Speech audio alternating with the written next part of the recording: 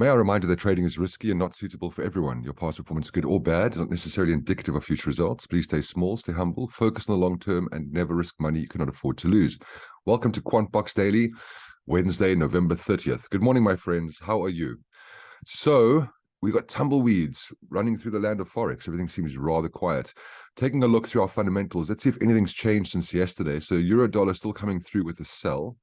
In terms of European news, we've got quite a mix of low and medium tier data coming out of various, well, you can see France. That's coming in a couple of minutes. We've then got some low and high tier news coming more out of France, some out of Austria. So it's our usual data slates with regards to Euro area, Spain, some high tier news coming out of Spain just now.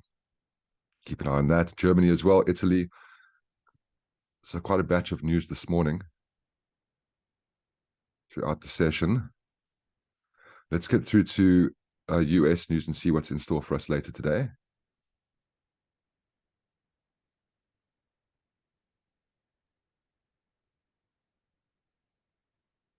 Okay, we got some low tier news out of the States, some high tier and medium tier news out of the States, and that's sort of much later in the afternoon. More towards the New York session, and some medium and high tier news. Okay. Worth paying attention to. All right, great. So some news out of Europe and out of the States later. Keep an eye on that.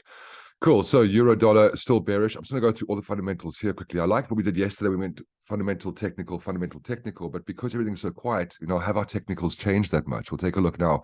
So pound dollar coming through neutral. USD CAD was a buy yesterday, still a buy now. Aussie USD coming through neutral. Kiwi dollar coming through as a buy. And from Japanese yen perspective, neutral and Aussie yen, that was the same as yesterday. CAD yen coming through neutral, same as yesterday. Euro yen coming through as a buy, same as yesterday. Pound yen neutral. And Kiwi yen is a buy, same as yesterday. So taking a look around, let's start with pound dollar, right? Because we spoke about that one yesterday. So price sitting up here. Remember, I still said to you, I want to see price closing at that support. But even if it did, would I buy here because we're so out of position? Not a fan. Yesterday, we were saying it'd be interesting if price came down, hit the support, and then shot up. But I said, chances are we're probably going to just bounce around and range inside here. This isn't a bad situation for us because at least now we can track price inside there and say, well, when price breaks out, we can trade it. Difficult thing is that from a weekly perspective, currently in a buy zone, but from a monthly perspective, currently in a profit-taking zone. So between a rock and a hard place, plus look at those 21.55, completely flat, right? So just leave this alone. Like we said yesterday, you can see how if you followed the analysis from yesterday, you wouldn't have been trading this and you didn't get stuck in a narrow little range. And how would you have avoided that? You never got any higher highs and higher lows or lower lows and lower highs, okay? So that's great. If you stayed out of that, and you can see M15 as well, just, there was no higher highs. Price came up, price came straight down, broke various levels of support, price range, then it dropped down. So ultimately, if you're looking for a trend and you don't get one, you don't trade, and so therefore you stay out of low volatile situations.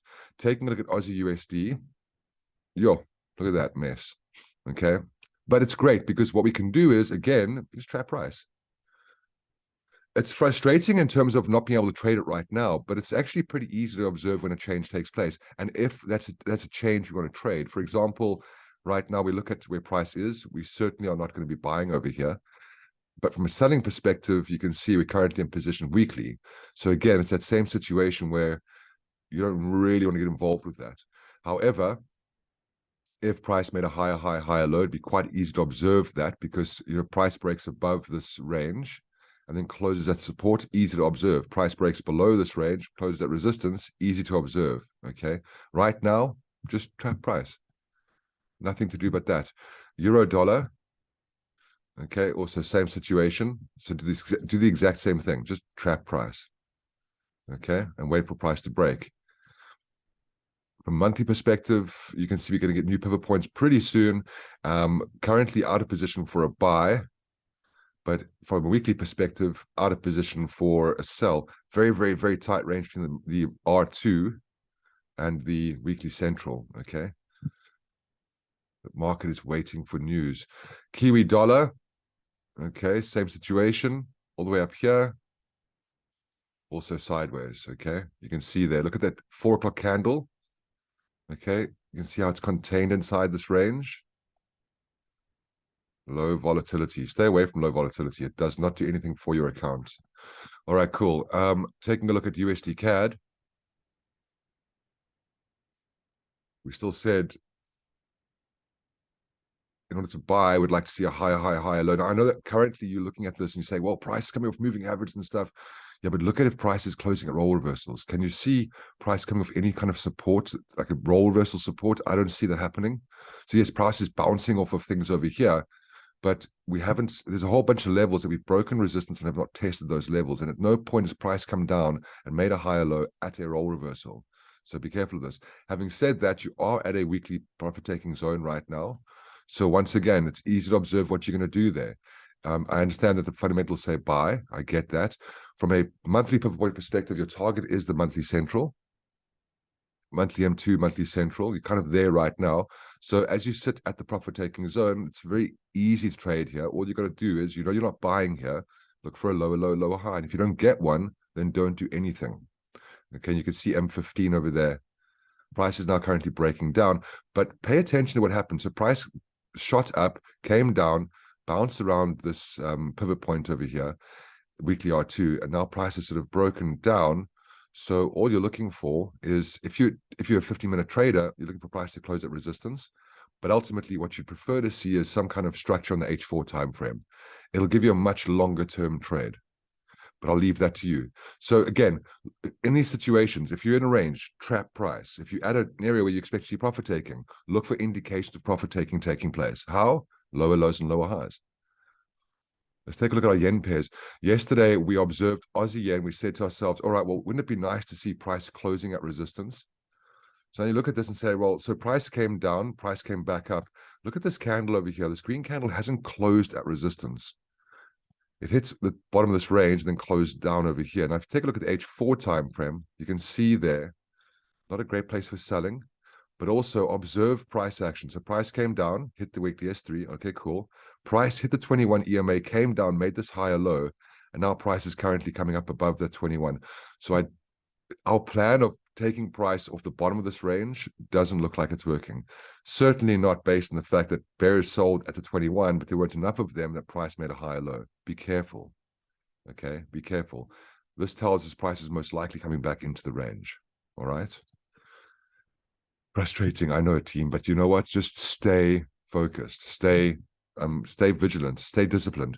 Okay, so here we are on CAD yen. We were in the weekly profit taking zone yesterday. We're still here today.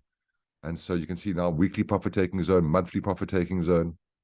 You know what you're looking for, higher, higher, higher low. If you don't get one, then just wait, right? You could, what we're looking for, when I say higher, high, higher low, what I mean is that price breaks resistance and resistance becomes support. So it could also be this over here.